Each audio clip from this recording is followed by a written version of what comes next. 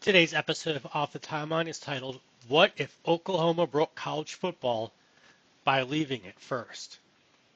This is the story Oklahoma fans tell themselves late at night, not loudly, not angrily, but with certainty. Act 1, the sin that started it all. In this universe, college football doesn't change slowly, it snaps. Spring 1984. Barry Switzer resigns at Oklahoma. Not retires, not transitions, resigns. The official language is quote unquote differences. The real story is a bit messier. Boosters, pressure, power struggles, and administration that wanted order more than dominance. For Oklahoma fans, this moment lands like a betrayal disguised as responsibility. Because Switzer wasn't just winning games, he was Oklahoma. And when he walked away, the program didn't just lose a coach, it lost its swagger. Act 2. Oklahoma tries to behave. The response is predictable. Oklahoma hires stability, discipline, a respectable adult in the room. And it goes terribly. The mid 1980s turn into something unfamiliar. Wins without fear, losses without rage. Seasons that technically work but still feel hollow. By the late 80s and early 90s, Oklahoma's still good, but you know what? Good isn't the point. The Oklahoma fan psyche isn't built on a survival, it's built on assertion. And somewhere along the way, Nebraska becomes the machine, Texas becomes the foil, and Oklahoma becomes quiet. That silence matters. Because while Oklahoma is trying to remember who it's supposed to be, Barry Switzer is building something else entirely. Act 3. Switzer moves south. Switzer lands at LSU, and college football tilts. LSU doesn't just win, it changes posture. The SEC, once conservative and methodical, suddenly feels alive, loud, fast, arrogant.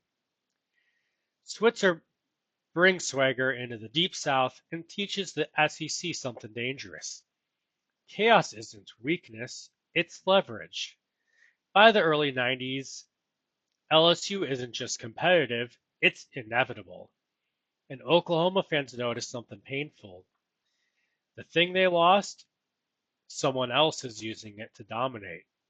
Act 4. Oklahoma's loud, long memory. By the mid 1990s, Oklahoma reaches its reckoning. The program looks around and realizes something brutal. Playing it safe did not preserve tradition, it erased relevance. So Oklahoma does the thing it's always done best. It adapts. Instead of chasing the past, Oklahoma hires into the future. The offense explodes. The identity sharpens. The program stops apologizing for being different. By the late 90s and early 2000s, Oklahoma isn't just back, it's ahead. Not louder than everyone else, smarter. And that difference matters when the sport itself begins to fracture. Act 5. The sport can't hold itself together.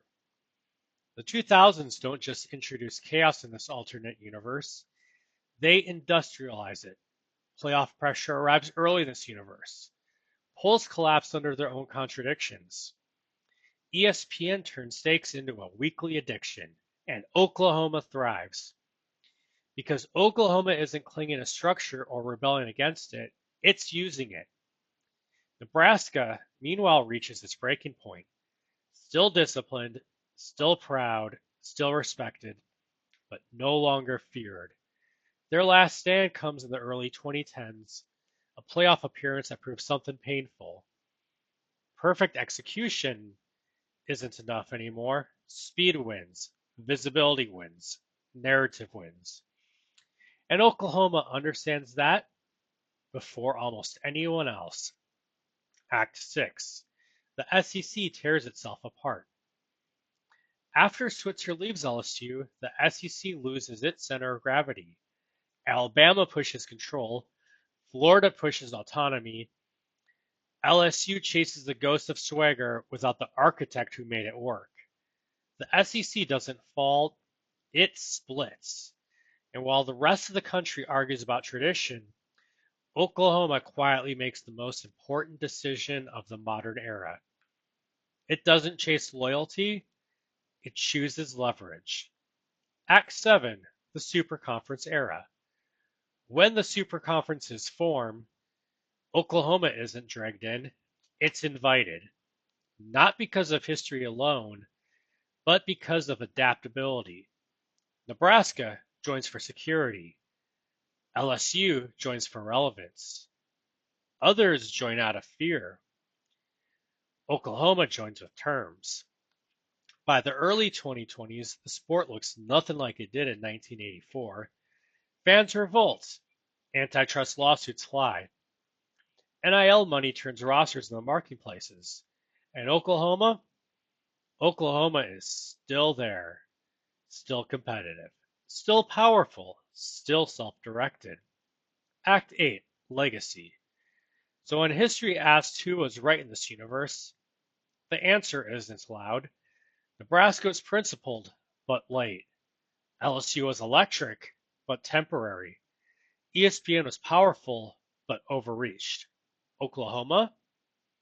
Oklahoma understood something earlier than most. College football does not reward purity, it rewards those who adapt without losing themselves. They didn't save the sport, they survived it. This is the Oklahoma fan belief in this universe, in this parallel universe. Not that they were perfect, not that they were innocent, but when college football broke apart, Oklahoma was already standing on the other side.